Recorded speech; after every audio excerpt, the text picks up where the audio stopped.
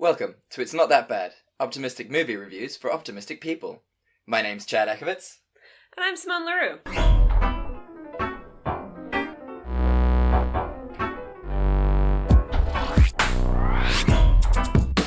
Woo-hoo! Nice. And that's how it's done. We're getting really professional. I mean, this is now episode, what? I think this will be 50. 16? I mean, Yeah, you know, this isn't Amateurville anymore. We're now, you know, professional podcasters, one could say. Even though, you know, we don't earn money from it yet. Hello, wink, wink, sponsors out there. We'll take your free shit. And We'll advertise literally almost anything. yeah. At this stage, I mean, why not? So yeah, welcome to the It's Not That Bad podcast, where we speak about not so great movies and tell you why they're not that bad. Yeah, dead on. Well done. You know, you've gotta, you know, we're concise. This is the professional podcast. This is, you know, professional movie reviews that we do optimistically. Yes. So there's no fucking around anymore. There's gonna be no tangents whatsoever. This is just clear, straight, optimistic movie reviews, and then you get to go home. Yes. Or you're already at home. I mean, wherever you're at in your life, we're glad that you're here with us. So, Simone, tell the kids what film you're doing this week. I will be doing the wannabe classic Jupiter Ascending from 2015. Oh, what an exciting... Oh, man. Yeah. I did not watch this movie until I said I was doing it for the podcast, and I was like, it has such a good cast, I wonder why it didn't do well. And then I watched it, I was like, oh. This is why it didn't do well. Yeah. And what movie are you doing today? This week, I am doing what should have been sort of a critically acclaimed film, but really was not, is AI, Artificial Intelligence, the 2001 Steven Spielberg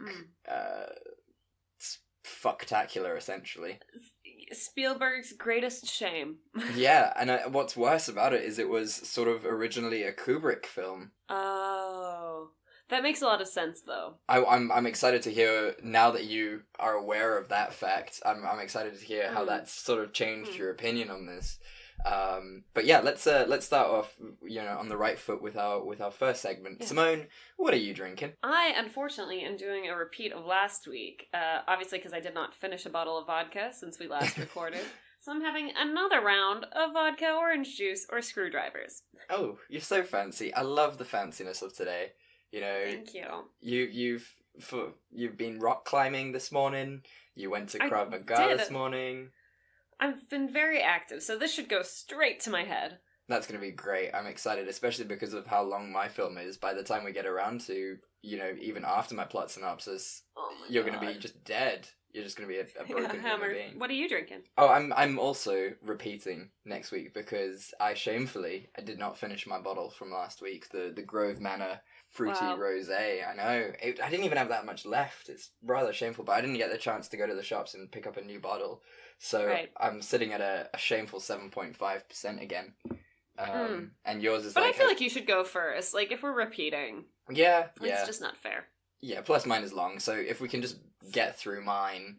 Power through, you know, get it over with as quick as possible. Whilst doing it, do deference. We worked really hard for this week. AI is about 2 hours and 25 minutes long. It should not be. And Jupiter Ascending is about 2 hours. Yeah, so, I mean, if you do watch the movies with us, we really appreciate your sort of commitment to this week.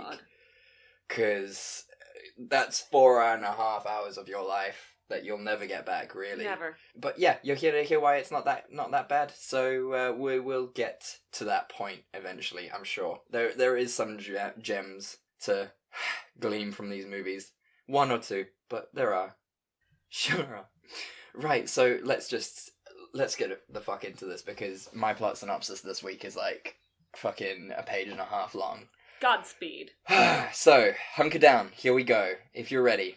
Welcome to the fantastic and futuristic world of the not-so-distant future.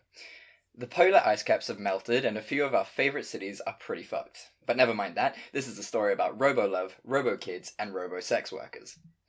Cybertronics is the leading manufacturer of mecha, almost human-like robots that are gifted with artificial intelligence. They have revolutionized the world by making these mecha, but the problem the company's CEO, one Professor Alan Hobby, played by William Hurt, is having is that his mecha do not know how to love. He sets off to change this by creating the first mecha child, who has genuine, unconditional love, compassion, and affinity for human beings. 22 months later, Cybertronics have accomplished their mission. The first mecha child is created, called David, played by Haley Joel Osment.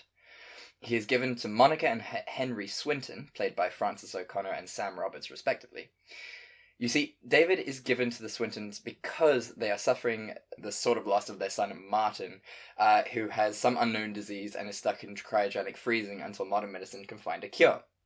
So, at first, Henry is super keen on the robo replacement, but Monica is apprehensive of David. After a while, she gets used to him and goes through the impression process to make David love her. David starts to act more like a normal child, being incredibly needy and loving. Everything seems awesome. Then the robo shit hits the fan. Martin wakes up from his cryosleep when he inexplicably is cured of his inexplicable disease. He comes home and everything is different. It doesn't help that Martin is the mayor of Doucheville and antagonizes poor, unassuming David. Henry, as a result, pulls a full 180 and starts to dislike David, even though it was his idea in the first place. The only person on David's side at this point is Monica.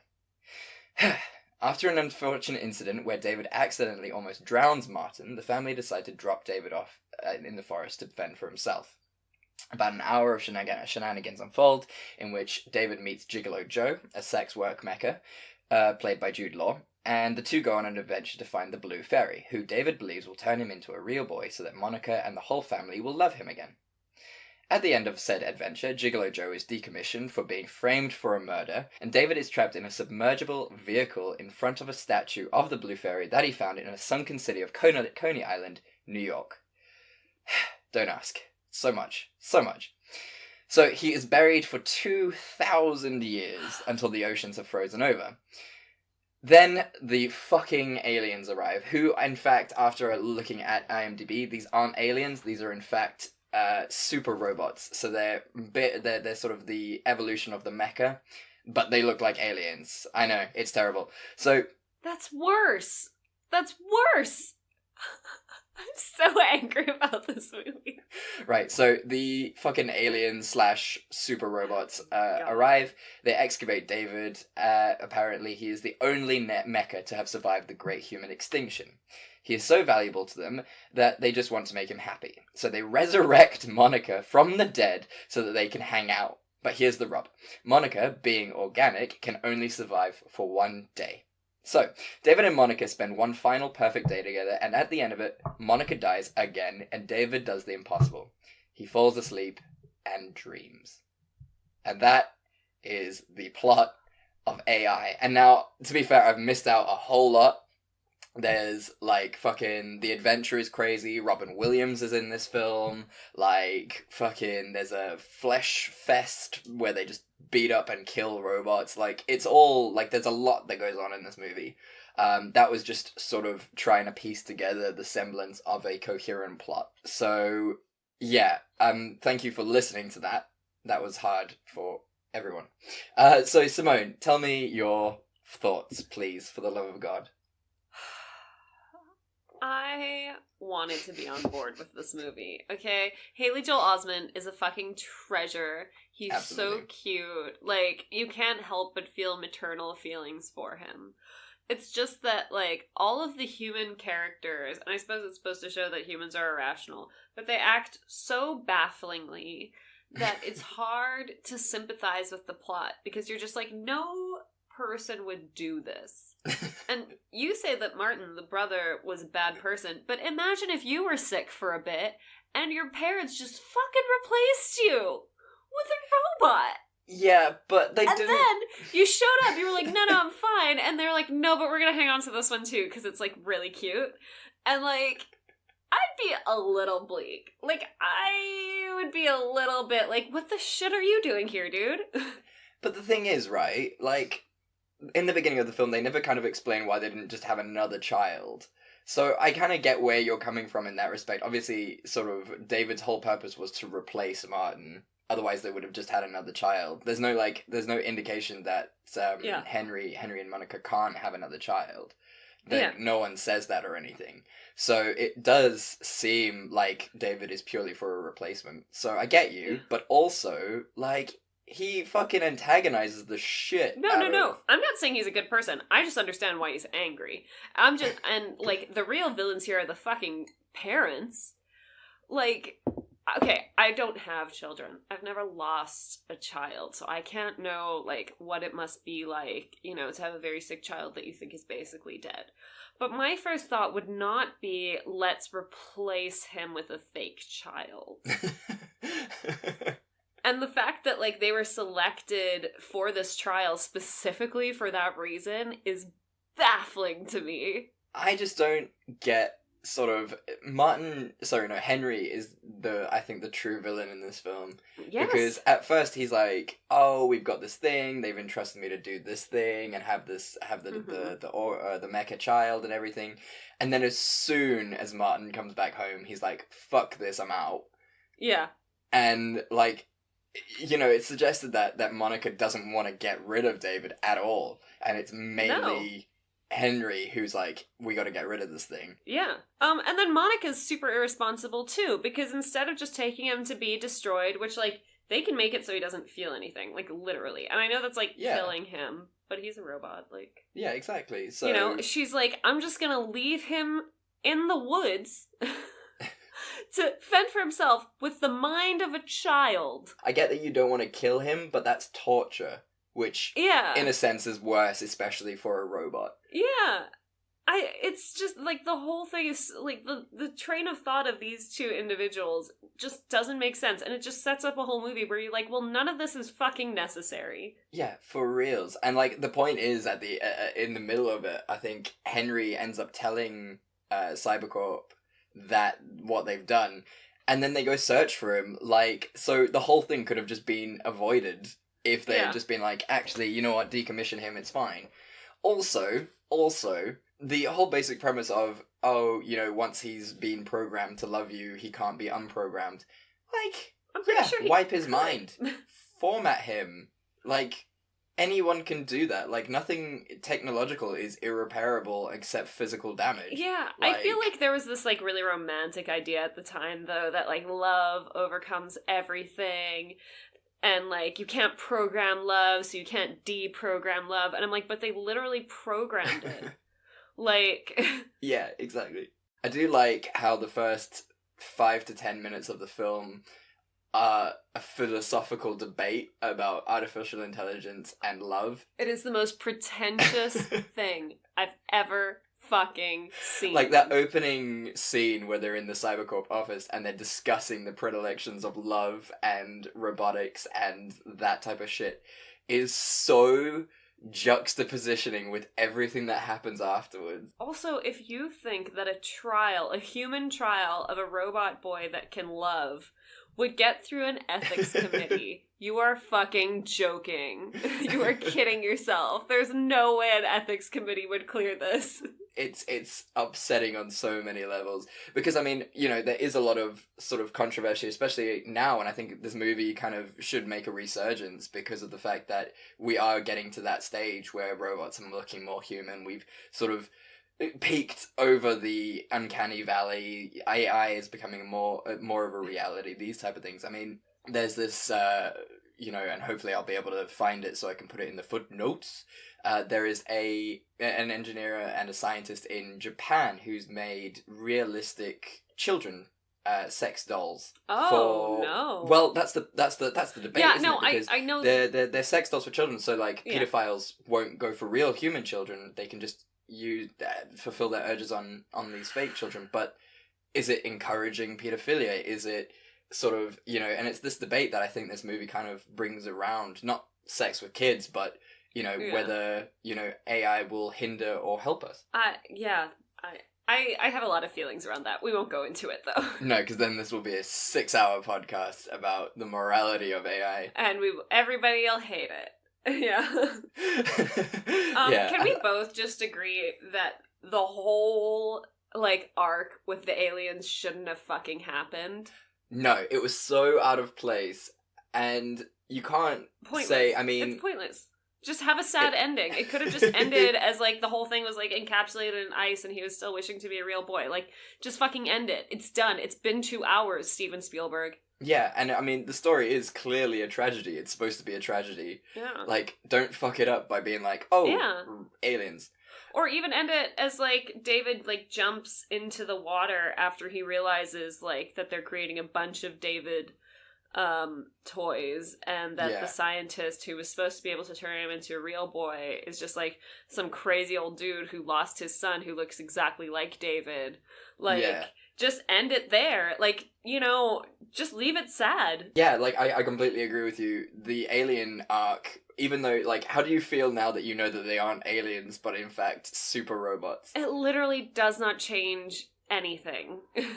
It's still stupid, and it made the movie 20 fucking minutes longer than it needed to be. It's so dumb, especially because apparently they're supposed to be, like I said, super robots, right?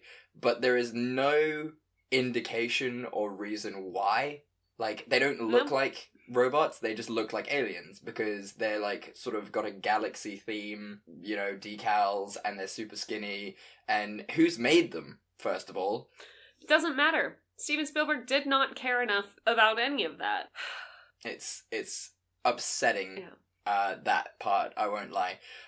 Although I did like the sort of, the ending in terms of, like, their perfect day together. I thought that was, like, a really what I would have liked to see more of is stuff with Jude Law. Like, Jude Law and Haley Joel Osment fucking, like, traveling around, like, on a quest, basically, to try and find the Blue Fairy. I feel like it was too easy for them to find the lab and, like, basically, they figure out where they need to go and then immediately manage to commandeer a vehicle to get there. And I would have liked to see a bit more adventuring, a bit more questing, because I did enjoy Jude Law's character. I thought he was really interesting and, like, well-written, and Jude Law acted it super well. And I'm just sad that we really didn't see much of him. Yeah, no, Jude Law in this film was... Both them as a duo and by themselves in their own scenes are amazing. Jude Law really sort of portrays the robot kind of thing. And actually, Haley Joel Osment had quite a few ideas to make the script better. So he said to Steven Spielberg, he said, I think it would be best if I don't ever blink on camera so that it looks more robotic. And Steven Spielberg basically said, everyone who is a robot don't blink. But then, you know, being extras, they fucked it. But... Look, extras don't get paid enough for that shit. No. Yeah, you're not allowed to blink. Here's also $60 a day. So enjoy that. But yeah, so you know, he had quite an interesting part to play in the actual formulation of this film. They also, which I thought was really weird, is shaved him every day. Yeah, he was very smooth. Not Jude Law. Oh. Yeah. No, not Jude Law. They didn't. Well, they shaved him every day, but they shaved Haley Joel Osment every day. A boy. What? Why? Yeah. They were like to make him look more robotic. He's a boy. His hair is like... slap some makeup on him like you did with Jude Law. Jude Law was covered in highlighter. Did you see? Like... Oh, he was gorgeous. He was stunning. This is why more men should wear makeup. Like, damn. Absolutely. He was absolutely gorgeous. And I mean, him as a sex worker robot was just perfect. Makes so much sense. I mean, British, handsome. Yeah. Unless you didn't want it to be. Unless you didn't want it to be. There were also really good cameos in this film, like the guy who, what's his fucking name? The Flesh Fest owner. He was cool. Who was he? What was he in? Because I was freaking out about it while I watched this movie. In Bruges. He isn't in Bruges! Thank God, I got it. Oh, thank Christ. Okay. That was just bugging me, but not so much that I was like working while I watched the movie, so like... Because you just couldn't fucking I mean, can you imagine sitting still and watching this movie for 2.5 fucking hours? Hey, okay, to be fair, I didn't do it all in one go. God. But I did sit through this film. I'm so sorry. Yeah, Brendan Gleeson, who was in Bruges. Great. He's also Mad Eye Mooney. He is! Yeah, he's perfect and lovely and great. I love him. He's awesome. So he was, like his cameo, the fact that Robin Williams was the voice of Dr. No was super cute. Oh, it was Robin Williams. Yeah. doing his like Albert Einstein thing. So cute. It was super cute. I miss him. Yeah, he's great.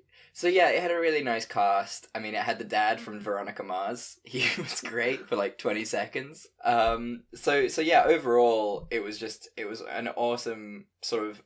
I think the component parts were really good in this film. Yeah, it was just the plot spacing, yeah, and pacing and stuff was just uninspired.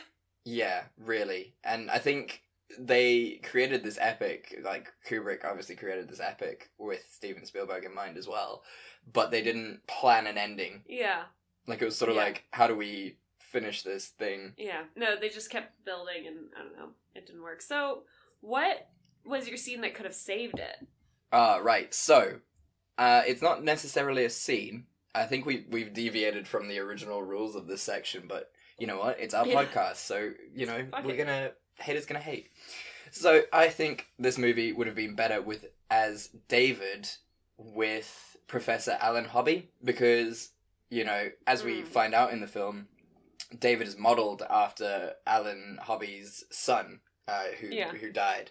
And I think it would have been a really interesting film if instead of being with Henry and Monica, if David had gone and just lived with Professor Alan Hobby and like sort of the sort of emotional joy of having his son back, but also him being a robot and sort of betraying the son. And I think that dramatics would have really sort of gone really well. And then if the movie had happened as it did, so say Professor Alan Hobby just discards the boy into the forest, and it sort of then would have an extra layer on it in the fact that now the head of Cybertronics doesn't even believe in his own message anymore. Yeah, that's true. And so it might bring down the whole company. That could be another whole aspect of it.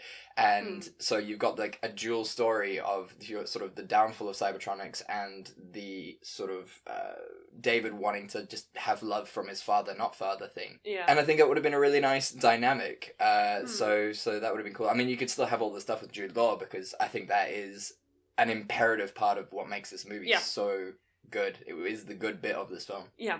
No, good point. Well thought out. And how about you? What was your scene? Yeah. So here's my scene, because this movie made me really angry.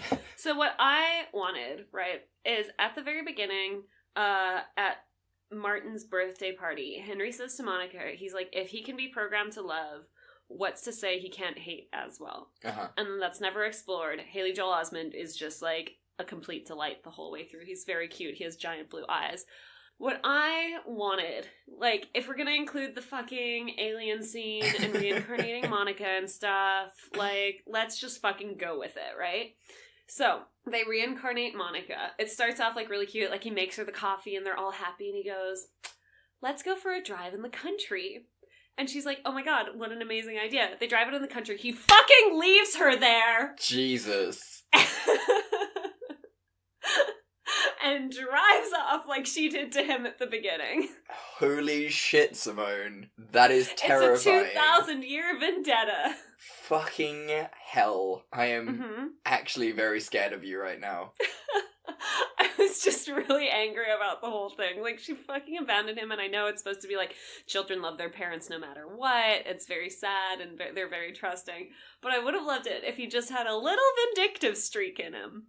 After 2,000 fucking years of trying to get to her. And he just, I'm really worried about who you are becoming, given that you... I mean... There's no doubt about it that you made the plot of Paul Blart Mall Cop amazing last week. Thank you. There's no question about it. And I'm just falling from grace this week. No, not so much that. It's the fact that you made Paul Blart excellent by making him a serial killer. Really dark. And now you want Haley Joel Osment, who is just the most delightful child, to abandon his mother. Like... I think it's good symmetry. I'm really scared. I mean... Next week, we're not going to tell you guys what we're doing next week yet because it's an awesome surprise. But given what we are doing next week, I'm a little bit worried about your psychosis through this process. If we need to have a proper chat about this podcast and look, how it's affecting your psyche, we can take a break. We can do seasons. But here's the thing. If it's a Kubrick movie, go dark with it. That's what he's really good at. It is what he's known for. explore that darker element. Like, you've got this robot that was, like, programmed to love, and that clearly screwed him over. Like, what's that gonna do to him? Yeah, I mean, being trapped under the ice for 2,000 years, that will... Yeah, you'd think that he'd be a little disillusioned, but he's not. He's just delarming. I tried to mix delightful and charming. He's delarming.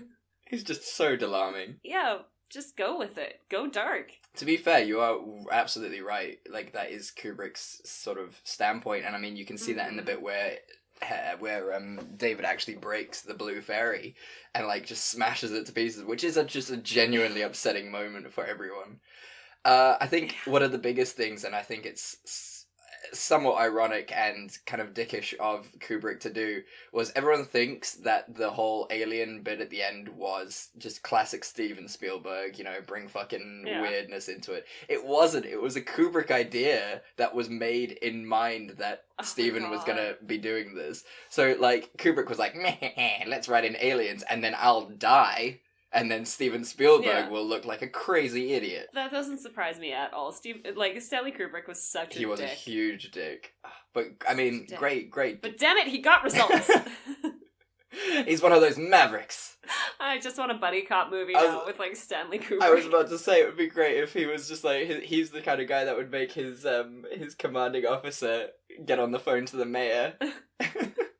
So that actually is a beautiful segue into... Oh, yes. Bad film. Oh, bad director. How do you feel about Spielberg? I think he's a bad director, really. I mean, what's he really done? Oh, shit. No, I'm joking. This is a total fucking joke. Because, like, I was like, oh, he's about to be really controversial. No, I mean, when I got to the section, when I was writing up my notes and everything, and I got to the section, I was like, well, this is a lazy one this week, I feel. Because, I mean, you know, it's Steven Spielberg. You can't really fault the guy. He's done such amazing things as Jurassic Park and E.T. and Jaws and fucking everything that's good with the world. Schindler's List. Indiana Jones. I mean... Saving Private Ryan. We could go on forever, but the point is that this was just a bad movie. And then I thought, well, if Steven Spielberg is just naturally going to be considered a good director, let's talk about Stanley Kubrick, but then also great director. Dickhead, no question about it, an absolute asshole, but also great director. So you can't really contend with them for this section, so it's very, very quick and easy. It was a bad movie. It was just, you know, long, drawn out, had no idea what it was doing, had really good concepts, but just misdirected them. It's sort of like, one could say it's sort of like an 18-year-old boy having sex for the first time. Good intentions, but misdirected. You know, I think he tried something, it didn't work, and all artists do that at some point. Also things that can be said about 18-year-old boys at the first time having sex. Tried something, it didn't work. Yeah. So, there you have it. That's AI, artificial intelligence. Well done. Thank you. That was pretty concise. Yeah, I feel like a lot of the talking points of this movie would be around the morality of AI, and there's really no point of going into that, because that's not what this podcast is about. Which actually segues into our new podcast, AI and the Morality of AI, which we'll be doing next week. Can you imagine? Oh man. Just one episode. That's all it would need. I feel like it would be way too much homework for us. Oh man. Yeah, we don't have time for that. No, definitely not. So, there we go. Shall we now talk about your movie, Jupiter Ascending? So excited. Jupiter Ascending. Okay. I want to let everybody know that I am heavily relying on the IMDb plot synopsis just to try and keep track of everything, and also because it got really bored, so I zoned out a bit. To be fair, if you asked me now, gun to my head, if what happened in that film, I wouldn't really be able to tell you. You don't know. Yeah, that's sad. And also not surprising. Yeah. So, go on. So, here we go. Here we go. Delve deep. So, our story follows the beautifully named Jupiter Jones, played by Mila Kunis. She is living in America as a Russian immigrant.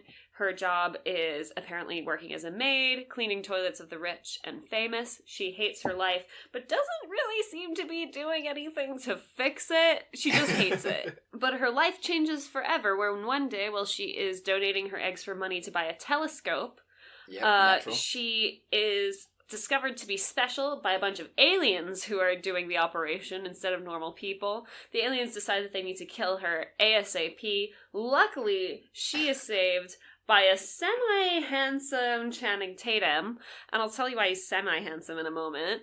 Semi-handsome Channing Tatum playing Kane Wise, which is the most sci-fi character name anyone can think of. And when she's rescued, Kane explains to her that he is a human being whose genes have been spliced with a wolf, so that gives him extra abilities. He also claims that human life began not on Earth, but on a planet called Orus. And then they are chased down by a bunch of space assassins in Chicago. He rescues her again and drives away from the city and takes her to a former colleague's place. The colleague is Stinger Epini, played by Sean Bean. Sean Bean, best guy ever. Who is spliced with a bee. Is that true? Is he spliced with a bee? Yeah, his character is supposed to be spliced with a bee. Anyway, it's not important. It contributes nothing to the plot. It doesn't matter. It literally doesn't fucking matter. He is also a beekeeper, and fortunately for us, bees are genetically programmed to recognize royalty. When they swim around Jupiter but don't sting her, he realizes that she must be royalty too. And it turns out she is. She is also the rightful owner of the Earth. This is problematic for 3 royal siblings in space. Oh boy, okay. These are the Abrasax siblings. Balem, played by Eddie Redmayne, his brother Titus, played by Douglas Booth, and their sister Kalik, played by Tuppence Middleton. Great name. So, what we learn I'm already lost, and I watched this whole fucking movie. What we learn is they harvest planets when planets reach a certain point in their technological stage. They harvest them to create eternal youth for themselves. And that's it. And they want to own Earth because Earth would result in a lot of wealth and a lot of youth for them. What ensues is all of the siblings trying to manipulate Jupiter to sign over the Earth to them. It doesn't work. There's a bunch of fighting. They're all defeated, especially Balem, played by Eddie Redmayne, who gets killed. Then, once it's all sorted, Jupiter rejoins her family on Earth, tells them she's met a guy. Spoilers, it's Channing Tatum. They made out. They're basically dating now. It's kind of a thing. And then they meet on a roof, and that's it.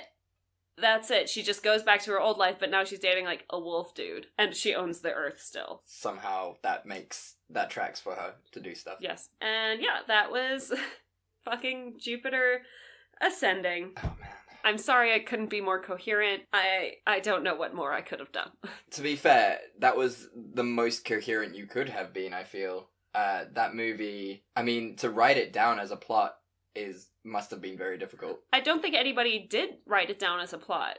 Apparently, the script was 600 pages. What? I was reading the trivia. It was 600 pages. Wow. And that chase scene through Chicago at the beginning took 6 months to film. Oh my god. Oh my god. This movie also spent over a year in post-production. Yeah, well, there's tons of fucking CGI. I'm not surprised it took so long. I wanted to just quickly go back to my movie now that you've reminded me about the days thing, because I found this really, really interesting. So, the whole film of AI took 67 days to film. What? Do you realise? Yeah, but do you realise that is about just over double how long it took them to just film You Can Bet on It by Zac Efron in High School Musical 2. So it took literally just double the time to film the whole of AI, which took 6,000 years to watch. And it took half that time to do one song in High School Musical. I just want to make people aware of that fact. Okay, I'm done now.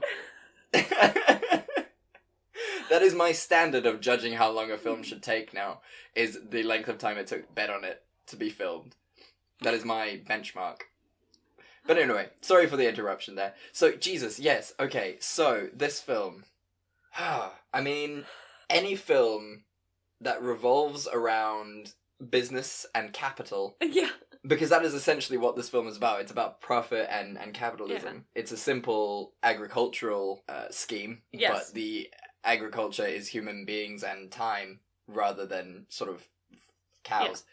So, you know, it's all about profit and sort of business takeover and the sort of contractual passing of land and assets from one corporate holder to another, and it's just like you can try and jazz it up with interplanetary shenanigans, but it's at its heart it is a corporate takeover film. Yeah, it is. I did enjoy that scene though, where like they're trying to like, you know, get her proclaimed as like the queen or whatever. And they have to, like, go to, like, stand in a bunch of different lines and fill out a bunch of different forms. And every time they get to the front, they're like, well, where's this form? And they're like, I don't know. And it takes, like, a whole day just to get her, like, confirmed and registered as queen. And she has to get, like, a tax number and shit. Like, that made me laugh so hard. That was a good I thought that was really fucking clever and good, because usually she just, like, they just walk in and they're like, I am the queen, and everybody's like, oh no!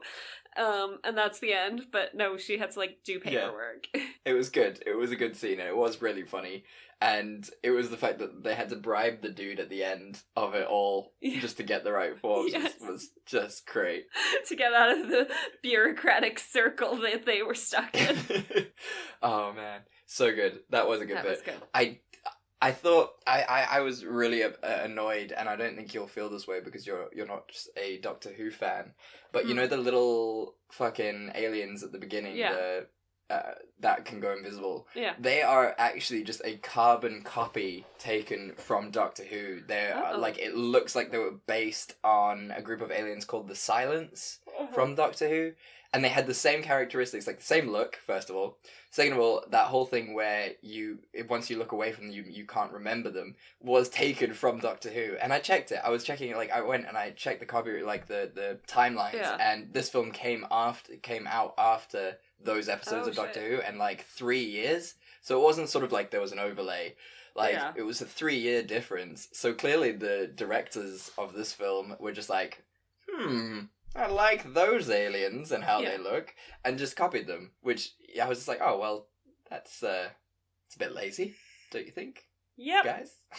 This whole movie is, like, a bit lazy. I feel like it started off really promising. Like, when I was watching the movie, like, the first, like, 15, 20 minutes, I was like, this is not bad. Like, this is pretty solid. And then they just kind of stopped caring about the storyline, really. Yeah. The shoehorned love interest thing. Okay, can I just say, so usually, like, tough mercenary characters with a dark past, that's exactly the type of character I'm wildly attracted to, okay? Like, that is it for me. That is my type. And, Channing Tatum did not excite me at all. Once in this whole movie, even with his shirt off, you could tell he put, like, the bare minimum of effort into looking good shirtless for this movie too. Like, you know, not to body shame him. I've seen him in Magic Mike. I know what he looks like when he puts in the time and effort. And this was not that time. And they put, like, eyeliner on him, and it was just the most wooden performance I've ever seen. There was nothing attractive about him because his character was so flat. Yeah. And like, there's just no reason to think that these two characters would be even mildly attracted to each other. No, it was upsetting to watch that, in fact, because, like, that whole scene where she first, like, where Mila Kunis first sort of gets interested and is like, oh, hey, I'm usually attracted to the wrong guy, and, you know, my internal sex compass points the wrong way. And it's just like, this has nothing to do with what's happening around you. Yeah. There is no reason why you should feel like this. Like, read the room, guys. This is just fucking out of nowhere that you're now feeling these feelings. Yeah. Like, we get it. He's attractive. You're attractive. This is why you have to apparently get together, because this is sort of a template for screenwriting. But no. You're right. It is super shoehorned in. It's just... It's forced on us. It feels so uncomfortable the whole time. And then at the end, like, that's basically the only thing that's changed in her life.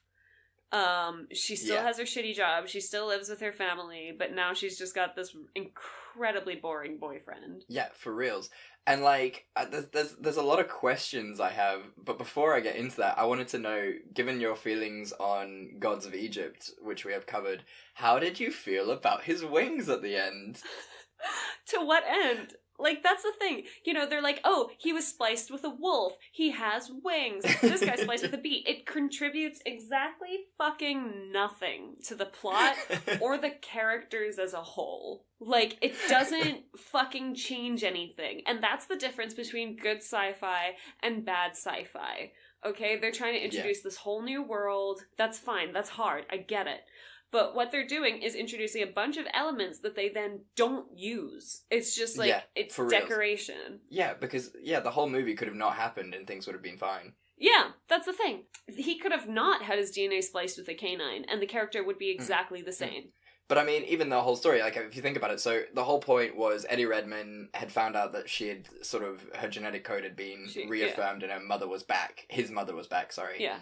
So that was the whole point. Right. Yeah. She didn't know aliens existed. The planet, it couldn't have been harvested because she was back in the world, so, it was back to her rightful ownership. Like, literally, if you live for millennia and millennia and millennia, just wait until she dies off, and then you're the rightful owner again. Like, she has a normal... like 60 years. Which is nothing to you, because you've lived, like, what did they say, like, 21,000 years? 1,000 years. So, literally, like, just give it up. Just ignore it. Ignore her. She'll die.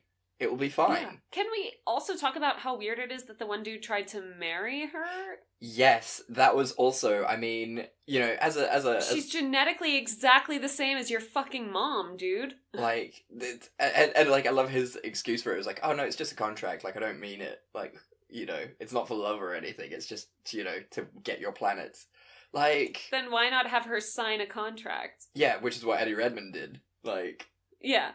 Well, I suppose his whole idea was, like, to marry her and then kill her, so he got, like, the inheritance or whatever, but... Like, it doesn't make sense, and, like, as a person who has studied the law, and is currently studying the law again, like, maybe their space laws are different, I don't understand, but it's quite a common thing amongst pretty much every country in the world, that a contract signed under duress is not legally binding. And that's just a basic rule of any law. Quite cleverly You can't be held to your obligations because you were forced to it.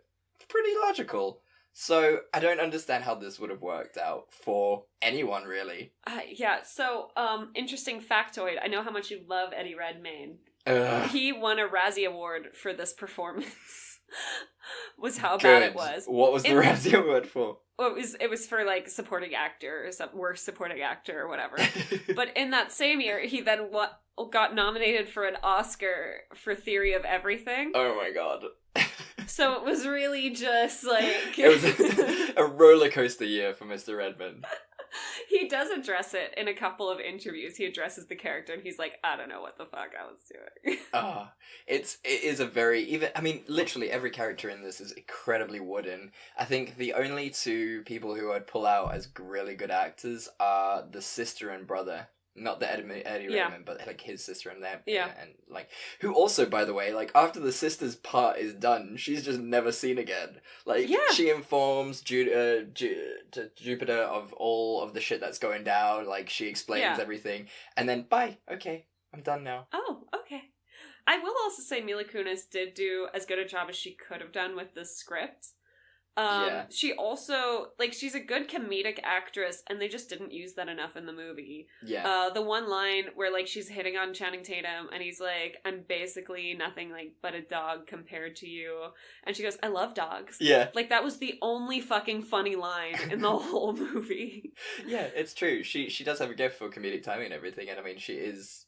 That's what she mainly does. She's so funny. She's so funny. And they just, like, she was just a damsel in distress. Like, literally, half of her lines are, she did nothing. No, it was just like, what is this? What does this mean? How do I, yeah. Yeah. Like, she was a pointless character. She was a sexy lamp, essentially, as your theory. She was a sexy lamp, more or less. The sexiest lamp. Who also can inherit the earth. It's... Like, what does it do? Like, if you're not gonna harvest it, like, you may have claim to the harvesting, but what else does it do for you? Like, it's just a pretty fucking lame asset. I mean, look, I don't want to get into space assets. Fine, if you don't want to explore the interesting and intricate world of space assets. Space real estate. Space real estate, we'll move on. Fine. What was your scene that could have saved this movie? The sad movie. The sad movie. Either it was one of two things. It was either make the love story more believable. Oh, that was mine too. Ah, look at that. See? Aw. Oh, that's nice. Because it was Yeah. just like, pointless, like, actually make either, her... Tell me why they like each other. Yeah, exactly. Like, that's it. They're not a good team or anything. He just kind of does things because he's employed to do it. Yeah. Like, quite literally, it's his job. Yeah. Or don't have any love story at all and have them just be like a really badass team and become mutual friends. Yeah. And because there's nothing Yeah. wrong with that. You don't need to be lovers. No, it was pointless. I think also I would have liked it if she just fucking stayed in space. Like, Yeah. obviously make sure her family's safe, but she consistently talks about how much she hates her life, and then she goes back to it. Yeah. Like, girl, just stay in space till you die. Like, otherwise the ending is so pointless. Yeah, for reals. It's not like a case of, oh, you don't realize what you've got until it's gone type of thing Yeah. like Shrek 4 was. Like, you had a shitty life, you could have a really good life. On top of that, like, there are so many planets that this is happening to. Why not try to gain those planets as assets as well? Yeah. She clearly has some sort of inheritance. So what she could do is save up a bunch of planets, die, pass them on to someone else responsible, and, like, save some lives. Yeah, for reals. But she doesn't give a fuck. She's like, oh, well, the Earth is fine, so... The Earth is safe. I got a cute boyfriend with wings and is a dog also. All of it is just... Yep. One more thing before we move on to your segment. Can we speak about the irresponsible debt that the brother gets into when he buys the TV and the PlayStation on the belief that she was going to go and donate eggs? Also, my understanding, like, I think I'm not sure how it works in America, but my understanding is that you only get paid once they use your egg, or you get... Oh, really? Actually, no, I'm sorry. So I don't know how it works there, but here you get paid, you get compensated for your time, because you can't buy and sell body parts legally here. Right. So you get compensated for the time you've put in to donate your eggs, regardless of whether they're used or not. Right. Yeah, presumably it's the same there. Yeah. I just think. But then she would have gotten the money. So it's a process. You don't just fucking pitch up and say, take my eggs. You, like, are injecting hormones for, like, 2 weeks beforehand. And then, like, so I've donated my eggs before. This is how I know. And then, like, literally, as I was, like, waiting to be rolled into the operating room for them to take my eggs, like, I saw that they paid me the money. So technically, she would have had the money already. Yeah. So it doesn't make much sense, that whole bit. They obviously were just like, oh, this is an excuse for comedy. They just did not And they- research it. Yeah. Yeah. And, like, to have her attacked by aliens in an operating theater. Just weird. Just whatever. Tell me, is because it's brothers, isn't it, or twins or something who directed this one? So they're sisters Oh, okay. now. They have transitioned. Oh, that's nice. Yes. So they're the Wachowski sisters, Lana and Lily Wachowski. And you will recognize their work, obviously, in The Matrix. Oh yes, of course, yes. Okay. Yeah, they directed The Matrix. They directed Sense8, Cloud Atlas. Nice. The new Speed Racer that came out in 2008, V for Vendetta. Oh. So they are not bad directors No, at clearly all. This, I think, was just a bit of a fail. And also, visually, this movie was really stunning. not. Like, you could tell a lot of thought was put into, like, the fight scenes and the visuals and all of that. Yeah. The plot just fell really flat, so unfortunately this isn't a very long segment. But yeah, I don't think they're bad directors. I just think it's a bad film. Yeah, I wow, that's amazing. I didn't realize they had done V for Vendetta. That's very, very cool. Such a good film. I love that film. So nice. Well done them. Yeah, I just, like you said, I mean, I don't know how hard it is to act against green screen. But it doesn't look easy. It doesn't look... It's hard because you don't get, like, the context of where you're at. So that's never fun. Yeah. Yeah. No. But yeah, nice. Well done. That was hard work for you. And I'm proud of you for getting through it. This has been a tough one. This has been a really tough week. This has been a tough one. We really had to watch so much footage. So much. So let's move on to our final and newest segment, Will It Podcast. Now, I enjoyed Yes. this because I got to finally look at a whole bunch of trailers of films that I'm looking forward to.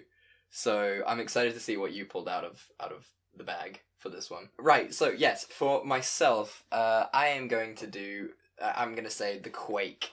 The Quake is going to be on this film. Ooh. So to give you a very brief synopsis of what I got from the trailer, this is a sort of follow-up to the movie The Wave, which I assume was about a tsunami. So now this one is about an earthquake hitting somewhere. I feel like it's San Francisco, and it just like literally just wreaks fucking havoc, as all earthquakes do. And the whole plot is basically like, you can plan for it, you can run from it, but you can never run from it. And it's just fucking disasters, and it's a mess, and the whole place gets destroyed, and it does what earthquakes do, but it's a movie about a single earthquake. So I think it's going to be on this podcast for being incredibly underwhelming overall. So we will footnote it. Fair enough. We'll include a link in the footnotes. And yeah, The Quake, gonna be terrible. And Awesome. How about you, Simone? I'm gonna say Toy Story 4. You? Okay. This is a safe place, so I'm not gonna fight you, but I'm gonna fight you. So go, tell us, what's your point? Here's the thing. Who asked for a Toy Story 4? Nobody. Nobody wanted it. Nobody wanted it. Where could it possibly go from here? And why? It's done. It's finished. Why are they reviving it? They didn't need to. Also, let's talk about the harrowing implications of the little spoon toy. Does that mean anything that you draw a face on is a toy and becomes sentient? I don't like where this is going. So, my thing is, like, I feel like this movie's just gonna fuck up the universe. Yeah, it will. There's, like, I'm just really struggling to see how it's gonna be good. Like, I hope it's good. I hope I'm wrong. But I have a sense that we will be reviewing it on this podcast at some point. Look, you do have a good point there, and I mean, yeah, like, the end of number 3 kind of put a really nice sort of full stop on the whole thing. And then we could just chill, knowing that the sort of films were created. It's sort of like the whole Indiana Jones things, like, let's just stop making them because 3 of them were enough and perfect. We don't need more. So you have a really good point there. I'm angry at you because it is part of our, childhoods, and we kind of need them for survival nowadays, I feel.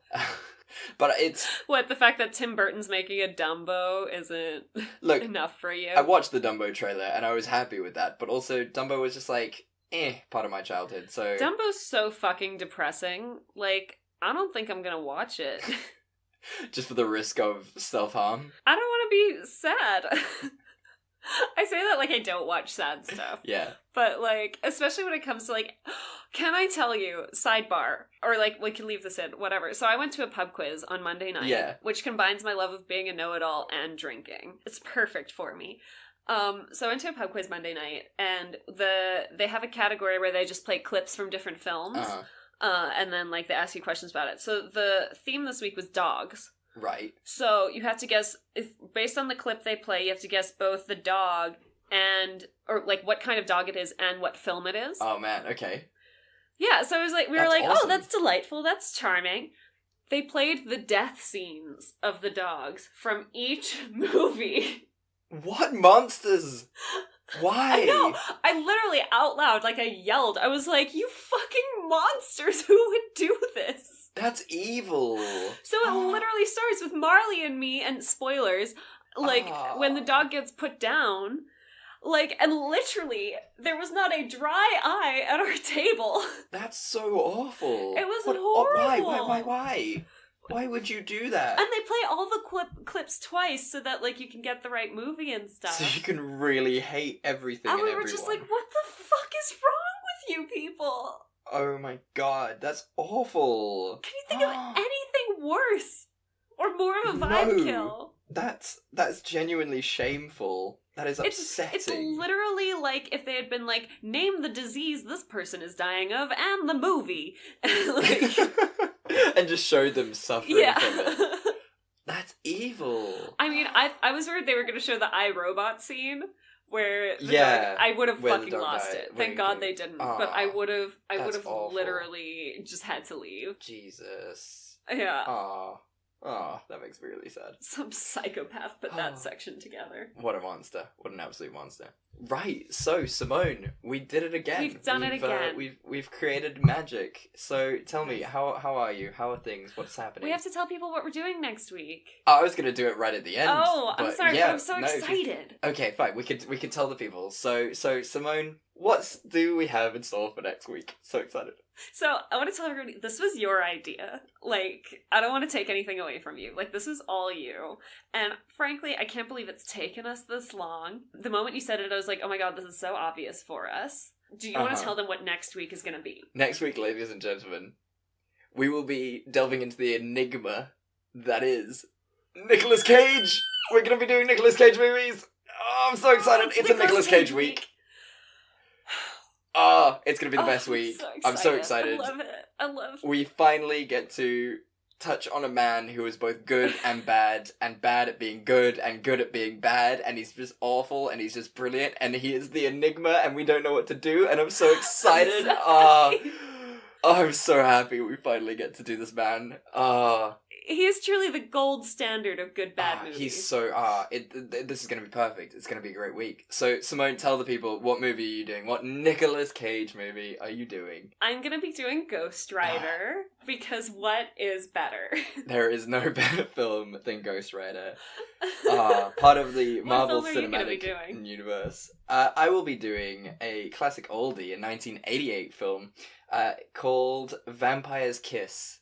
Now, I haven't seen this film, but I looked at the trailer the other day, and it has sort of Gremlin-esque sort of feels about it. So I am so ready for Nicolas Cage as a vampire.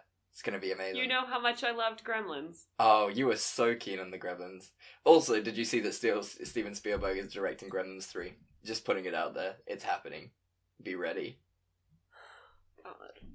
I'm so excited. Gremlins 3 is going to be amazing. Right. So yeah, I'm so excited, Simone. Next week is going to be so good. It's going to be a great week. So tell me. It's going to be an incredible week. I'm good. As you said earlier in the podcast, I did Krav Maga this morning, and then I went climbing. And then I had some bao buns. So I'm just like living your absolute I'm really best at my life. peak here. Everything, it's all downhill from here. For reals. You couldn't, like, this is the best day of your life, there's no question. You and David from AI are both having your best day of your life. Yeah. So, there you go. It's really my best millennial life, too, with Krav Maga, climbing, bao buns, recording a podcast. Oh, yeah. It's just the trifecta. Oh, yeah. But no more. Quadfecta? Let's just say pinnacle. Yeah, we'll stick with pinnacle. Good plan. Good plan. We'll stick with pinnacle. And how are you? Yeah, I'm good. I've had a very relaxed week. It's been a week off of studying. It's been reading week, so I've just kind of chilled and done a bit more site stuff, website stuff, and you know, just spent a little bit more time relaxing and getting back to one. Nice. Yeah, it's been nice. I've started watching Community again because that was my favorite show for like the longest time, and I'm so glad to be getting back into it, especially like with knowing a lot more about Dan Harmon and all the shit that he went through and how much of a douche Chevy Chase was. It's he's the worst. Oh, he's the worst. So it's good to revisit this show now. So yeah, good week. Thank you so much everyone for joining us yet again for the most professional podcast you've ever listened to. Yes. You have all been great, and thank you for your continued support. We really, really appreciate it. There's no question about it that we would do this with or without you, but we do this more because you continue to encourage us to do it. So, yeah, where can the people find you, Simone? People can follow me on Instagram at simone.le.roux. They can read my articles on Forge and Flint. They can follow the podcast on Facebook and Instagram and Twitter at It's Not That Bad 1. And they can email us at itsnotthatbadpodcast@gmail.com. Yeah, brilliant. Yeah, just email us where you can. Please email us because, like, yeah, it would be nice to hear what you guys think. It would be nice to hear what movies you would like us to review. You know, it's about all of us, you know. We're just your vessel. Essentially, we're like the Pope and you're God. So that's how this works now. You can find me on Instagram or Twitter. You can find me at Chatsby1993. and on both. And yeah, you can also find us on Forge and Flaunt. Wow. Forge and Flaunt. You can find us on Forge and Flaunt. You won't be able to find us there because I don't think that exists. But you can find us on Forge and Flaunt. Forge and Flaunt sounds like a website where you like make swords and then like flaunt them. Ah, that sounds lovely. That will be our next business project. Just flaunting swords. But no, you can find us on Forge and Flint, which is our website where we write interesting articles. You can also find short stories and poetry there, as well as this podcast. So, yeah. Thank you for listening. Tell your friends, tell your family, tell your dogs, tell your unrequited loves, tell your requited loves. And as we say at the end of every week, we love you, and there's nothing you can do about it. Bye!